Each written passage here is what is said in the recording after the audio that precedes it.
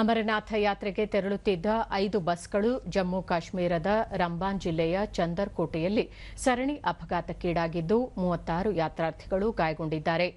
ಗಾಯಾಳುಗಳನ್ನು ತಕ್ಷಣ ಜಿಲ್ಲಾಸ್ಪತ್ರೆಗೆ ಸಾಗಿಸಿ ಚಿಕಿತ್ಸೆ ನೀಡಲಾಗುತ್ತಿದೆ. ಉಳಿದ ಯಾತ್ರಾರ್ಥಿಗಳಿಗೆ ಪ್ರತ್ಯೇಕ ಬಸ್ ವ್ಯವಸ್ಥೆಯನ್ನು ಕಲ್ಪಿಸಿ ಯಾತ್ರೆಗೆ ಕಳುಹಿಸಿಕೊಡಲಾಯಿತು. ಯಾತ್ರಾರ್ಥಿಗಳಿಗೆ ಊಟೋಪಚಾರದ ವ್ಯವಸ್ಥೆಯ ವೇಳೆ ಹಿಂದಿನ ಬಸ್ನ ಬ್ರೇಕ್ ವೈಫಲ್ಯದಿಂದ ಮುಂದಿನ ಬಸ್ಗೆ ಡಿಕ್ಕಿ ಹೊಡೆದಿದ್ದರಿಂದ ಸರಣಿ ಅಪಘಾತ ಸಂಭವಿಸಿದೆ. ಇಂದು ಬೆಳಗ್ಗೆ 6,979 ಯಾತ್ರಾರ್ಥಿಗಳಿದ್ದ 110 ವಾಹನಗಳು ಅಮರನಾಥ ಯಾತ್ರೆಗೆ ಜಮ್ಮುವಿನಿಂದ ತೆರಳಿದ್ದವು.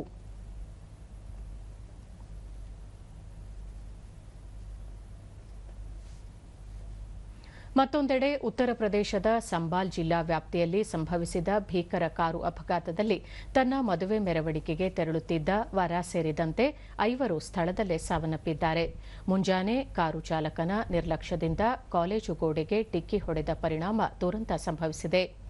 ಘಟನೆ ಬಗ್ಗೆ ಸಾಮಾಜಿಕ ಜಾಲತಾಣದಲ್ಲಿ ದಿಗ್ಭ್ರಾಂತಿ ವ್ಯಕ್ತಪಡಿಸಿರುವ ಪ್ರಧಾನಿ ನರೇಂದ್ರ ಮೋದಿ ಅವರು ಮೃತರ ಕುಟುಂಬಗಳಿಗೆ 2 ಲಕ್ಷ ರೂಪಾಯಿ ಹಾಗೂ ಗಾಯಾಳುಗಳಿಗೆ 50,000 ರೂಪಾಯಿಯನ್ನು ಪ್ರಧಾನಮಂತ್ರಿ ರಾಷ್ಟ್ರೀಯ ವಿಪತ್ತು ಪರಿಹಾರ ನಿಧಿಯಿಂದ ನೀಡುವುದಾಗಿ ಘೋಷಿಸಿದ್ದಾರೆ.